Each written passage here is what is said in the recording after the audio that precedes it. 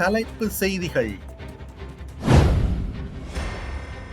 ஈரானிய போர்க்கப்பலை நாமே மூழ்கடித்தோம், அமெரிக்கா அறிவிப்பு. கடற்தொழிலாளர்களுக்கு தடையின்றி எரிபொருள் விசேட பொறிமுறை தயார், அமைச்சர் சந்திரசேகர் தெரிவிப்பு. பேராயருடன் ஐநா பிரதிநிதி முக்கிய சந்திப்பு.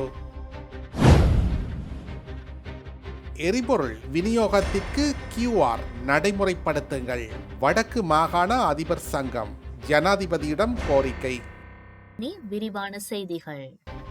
சர்வதேச கடற்பரப்பில் அமெரிக்க நீர்மூழ்கி கப்பலிலிருந்து ஏவப்பட்ட டொர்பீடோவை பயன்படுத்தி ஈரானிய கப்பல் ஒன்றை மூழ்கடித்ததாக அமெரிக்க பாதுகாப்பு செயலாளர் பீட்டர் ஹெக்ஸெட் தெரிவித்துள்ளார். எனினும் தாக்குதலுக்கு உள்ளான ஈரானிய கப்பலின் பெயரை அவர் உத்தியோகபூர்வமாக அறிவிக்கவில்லை.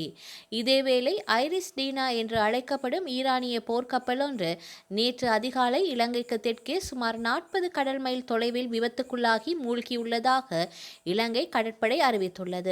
சுமார் 180க்கும் மேற்பட்ட ஊழியர்களுடன் பயணித்த இந்த மவுஜ் ரக போர்க்கப்பல் நேற்று அதிகாலை விபத்துக்குள்ளானது. இது ஒரு வெளிநாட்டு நீர்மூழ்கி கப்பலிலிருந்து ஏவப்பட்ட ஏவுகணை தாக்குதலினால் மூழ்கடிக்கப்பட்டிருக்கலாம் என முதற்கட்ட தகவல்கள் தெரிவிக்கின்றன. கப்பலில் இருந்தவர்களில் 101 பேர் இதுவரை கண்டுபிடிக்கப்படவில்லை. இவர்கள் கடலில் மூழ்கி இருக்கலாம் என அஞ்சப்படுகின்றது. இச்சம்பவத்தில் 78 பேர் காயமடைந்துள்ளனர். இலங்கை கடற்படையினரால் மீட்கப்பட்ட 32 மாலுமிகள் மேலதிக சிகிச்சைக்காக காலி கராப்பிட்டிய போதனா வைத்தியசாலையில் அனுமதிக்கப்பட்டுள்ளனர். கடற்படையின் 2 கப்பல்கள் மற்றும் விமானப்படையின் ஒரு விமானம் தற்போது தேடுதல் மற்றும் மீட்பு பணிகளில் தீவிரமாக ஈடுபடுத்தப்பட்டுள்ளன. ஈரான், இஸ்ரேல், அமெரிக்கா ஆகிய நாடுகளுக்கு இடையே நிலவும் போர் பதற்றத்தின் ஒரு பகுதியாகவே இத்தாக்குதல் பார்க்கப்படுவதாக எதிர்க்கட்சி உறுப்பினர்கள் நாடாளுமன்றத்தில் சுட்டிக்காட்டியுள்ளனர். பாதிக்கப்பட்ட மாலுமிகளுக்கு தேவையான அனைத்து மருத்துவ மற்றும் மனிதாபிமான உதவிகளும் வழங்கப்பட்டு வருகின்றன என்று வெளிவிவகார அமைச்சர் விஜித்த ஏராத் நாடாளுமன்றத்தில் நேற்று தெரிவித்தார். சர்வதேச கடல்சார் ஒப்பந்தங்களின்படி மனிதாபிமான அடிப்படையிலேயே இந்த மீட்பு பணிகளை இலங்கை முன்னெடுத்து வருகின்றது என்று கடற்படை பேச்சாளர் புத்திக சம்பத் தெரிவித்துள்ளார். இந்த சம்பவம் இலங்கையின் தேசிய பாதுகாப்பு மற்றும் சர்வதேச உறவுகளில் பெரும் தாக்கத்தை ஏற்படுத்தக்கூடும் என்று கருதப்படுகின்றது. நாட்டில் நிலவும் எரிபொருள் நெருக்கடிக்கு மத்தியில் கடற்தொழிலாளர்களுக்கு தேவையான எரிபொருளை எவ்வித தடையுமின்றி விநியோகிப்பதற்கு முறையான பொறிமுறை ஒன்று உருவாக்கப்பட்டுள்ளதாக கடற்தொழில் அமைச்சர் ராமலிங்கம் சந்திரசேகர் தெரிவித்துள்ளார். நாடாளுமன்றத்தில் எழுப்பப்பட்ட கேள்வி ஒன்றுக்கு பதிலளிக்கும் போதே அவர் இதனை குறிப்பிட்டுள்ளார். அங்கு அவர் மேலும் தெரிவிக்கையில், நாட்டில் தற்போது நிலவும் எரிபொருள் தட்டுப்பாடானது ஒரு செயற்கையான சூழலாகும். இன்னும் ஓரிரு வாரங்களில் நிலைமை முழுமையாக வழமைக்கு திரும்பும். எரிபொருள் விநியோகத்தில் கடற்தொழிலாளர்களுக்கு முன்னுரிமை அளிக்கும் வகையில் புதிய பொறிமுறை ஒன்று அமல்படுத்தப்பட்டுள்ளது. இதன் மூலம் ஆழ்கடல் மற்றும் கரைவலை மீன்பிடியில் ஈடுபடும் கடற்தொழிலாளர்களின் வாழ்வாதாரம் பாதிக்கப்படாமல் இருப்பதை உறுதி செய்ய நடவடிக்கை எடுக்கப்பட்டுள்ளது. எரிபொருளை பெற்றுக்கொள்வதில் கடற்தொழிலாளர்கள் ஏதேனும் நடைமுறை சிக்கல்களை அல்லது தடைகளை எதிர்கொண்டால் அவை குறித்து உடனடியாக கவனத்திற்கு கொண்டுவரப்பட வேண்டும் எனவும் அத்தகைய சிக்கல்களை தீர்ப்பதற்கு கடற்தொழில் அமைச்சு உடனடி நடவடிக்கை எடுக்கும் எனவும் அவர் தெரிவித்துள்ளார். இலங்கைக்கான ஐக்கிய நாடுகள் சபையின் வதிவிட ஒருங்கிணைப்பாளர் மார்க் ஆண்ட்ரோ பிரான்ஸ் பேராயர் கர்தினால் மெல்கம் ரஞ்சித் ஆண்டகையை சந்தித்து நாட்டின் தற்போதைய நிலைமைகள் குறித்து விரிவான பேச்சுக்களை நடத்தியுள்ளார். இலங்கையில் சட்டத்தின் ஆட்சியை வலுப்படுத்துவதன் அவசியம் குறித்து இரு தரப்பினரும் நீண்ட நேரம் ஆலோசித்தனர். குறிப்பாக நாட்டில் நீதியை நிலைநாட்டுவதில் ஏற்பட்டுள்ள முன்னேற்றங்கள் மற்றும் எதிர்கால சவால்கள் குறித்தும் கருத்து பரிமாற்றங்கள் இடம்பெற்றன. இலங்கையில் நீண்ட காலமாக எதிர்பார்க்கப்படும் தேசிய ஒற்றுமையை மேம்படுத்துவது குறித்தும் அனைத்து சமூகங்களுக்கு இடையிலான நல்லிணக்கத்தை கட்டியெழுப்புவது குறித்தும் இங்கு கவனம் செலுத்தப்பட்டது.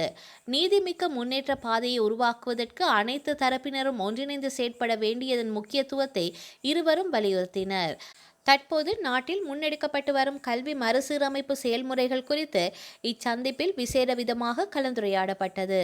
அத்துடன் நாட்டின் நீண்ட காலமாக தேசிய அபிவிருத்தி திட்டங்கள் மற்றும் நிலைத்த வளர்ச்சியை உறுதிப்படுத்துவதற்கான வழிகள் குறித்தும் ஆராயப்பட்டன. நாட்டின் சமூக மற்றும் அரசியல் சூழலில் கர்தினால் மெல்கம் ரஞ்சித் ஆண்டகை ஒரு செல்வாக்கு மிக்க குரலாக விளங்கும் நிலையில் சர்வதேச அமைப்பான ஐக்கிய நாடுகள் சபையின் பிரதிநிதியுடனான இந்த சந்திப்பு மிகுந்த முக்கியத்துவம் வாய்ந்தது உள்ளதாக கருதப்படுகின்றது. குறிப்பாக உயிர்த்த ஞாயிறு தின தாக்குதல் விசாரணை மற்றும் நீதிகோரல் தொடர்பாக ஐநா சபையின் கரிசனைகள் இந்த சந்திப்பில் எதிரொலித்திருக்கலாம் என நம்பப்படுகின்றது. எரிபொருள் விநியோகத்திற்கு QR நடைமுறையை மீண்டும் அமல்படுத்துமாறு வடக்கு மாகாண அதிபர் சங்கம் ஜனாதிபதிக்கு யாழ் மாவட்ட அரசாங்க அதிபர் ஊடாக கடிதம் மூலம் கோரிக்கை விடுத்துள்ளனர். குறித்த கடிதத்தில் தெரிவிக்கப்பட்டுள்ளதாவது: தற்போது எமது பகுதிகளில் எரிபொருள் பெறுவதில் சிரமங்கள் ஏற்பட்டுள்ளன. நீண்ட வரிசைகள் மற்றும் ஒழுங்கின்மை ஆகியன பொதுமக்களுக்கும் அரசு ஊழியர்களுக்கும் பாதிப்பை ஏற்படுத்துகின்றன.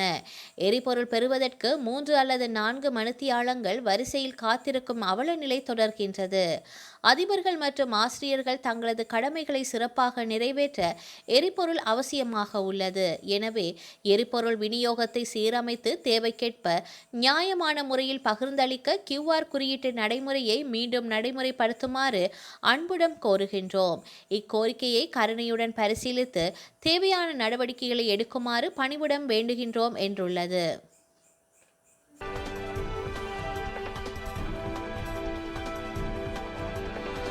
அமெரிக்கா மற்றும் இஸ்ரேல் கூட்டாக சேர்ந்து ஈரான் மீது தாக்குதல் நடத்தி வருகின்றது.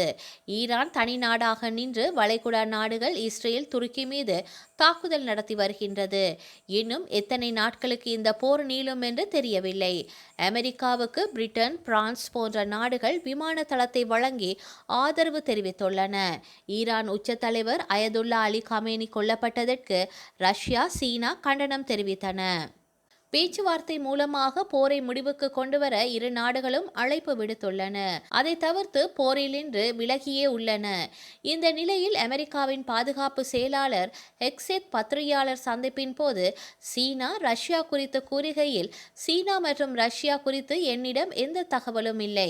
சீனாவும் ரஷ்யாவும் நீண்ட காலமாக ஈரானுடன் இராஜாங்க ரீதியிலான மற்றும் வர்த்தகம் தொடர்பான உறவு வைத்துள்ளன. இங்கு அவர்கள் உண்மையிலேயே ஒரு காரணியாக அல்ல.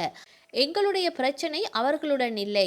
ஈரானின் அணு ஆயுத திட்டத்தை முடிவுக்கு கொண்டு வர வேண்டும் என்பதில்தான் அமெரிக்காவின் முழு கவனமும் உள்ளது என தெரிவித்துள்ளார். ஈரான் மீது தாக்குதல் நடத்த உதவ மறுத்த ஸ்பெயினுடன் வர்த்தகத்தை துண்டிப்பதாக அமெரிக்க அதிபர் ட்ரம்ப் அறிவித்துள்ளார்.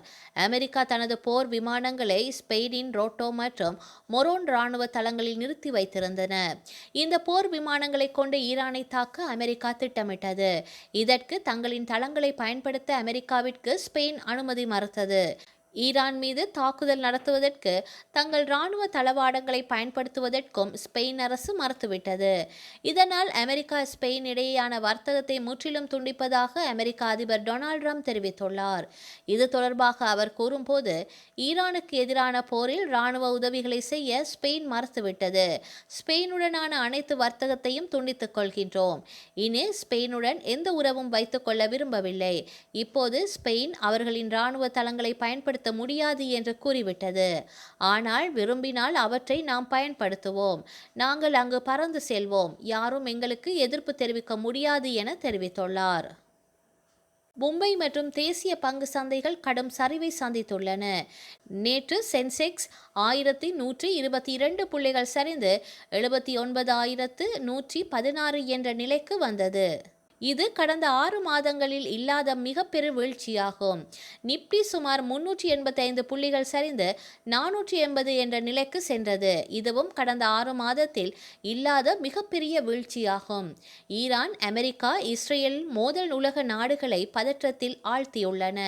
இதனால் கடந்த திங்கட்கிழமை கடும் சரிவுடன் தொடங்கிய பங்கு சந்தை நேற்று கடும் சரிவை சந்தித்துள்ளது. எண்ணெய் கொண்டு வரும் முக்கிய கடல்வழி பாதையான ஹார்முஸ் ஜலசந்தியை ஈரான் மூடியுள்ளதால் எண்ணெய் விநியோகம் பாதிக்கப்பட்டுள்ளது. இதனால் கச்சா எண்ணெய் விலை பேரலுக்கு $82 மேல் உயர்ந்துள்ளதால் இந்தியாவின் இறக்குமதி செலவு அதிகரித்து ரூபாய் மதிப்பு பலவீனமடைந்துள்ளது. அதன்படி அமெரிக்க டாலருக்கு நிகரான இந்திய ரூபாய் மதிப்பு 92.02 என்ற அளவை தாண்டியுள்ளது. இது இந்திய வரலாற்றிலேயே மிக குறைந்த மதிப்பாகும். ஈரான், அமெரிக்கா, இஸ்ரேல் மோதல் தொடர்வதால் எதிர்வரும் நாட்களிலும் இந்திய பங்கு சந்தை மேலும் குறையும் என்று எதிர்பார்க்கப்படுகின்றது. வரலாற்றில் இன்று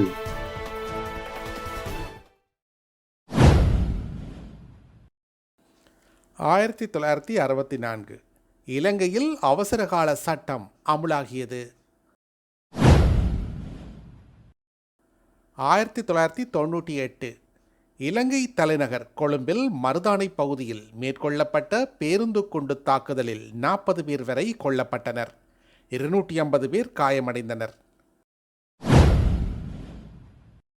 2008 இலங்கை நாடாளுமன்ற உறுப்பினர் கி சிவநேசன் படுகொலை செய்யப்பட்டார். 2012 மடகாஸ்கரை இரினா என்ற வெப்பவலய சூறாவளி தாக்கியதில் 75 பேர் உயிரிழந்தனர். செய்திகளை உடனுக்குடன் தெரிந்து கொள்ள உடனே சப்ஸ்கிரைப் செய்து பெல் பட்டனை கிளிக் பண்ணவும்.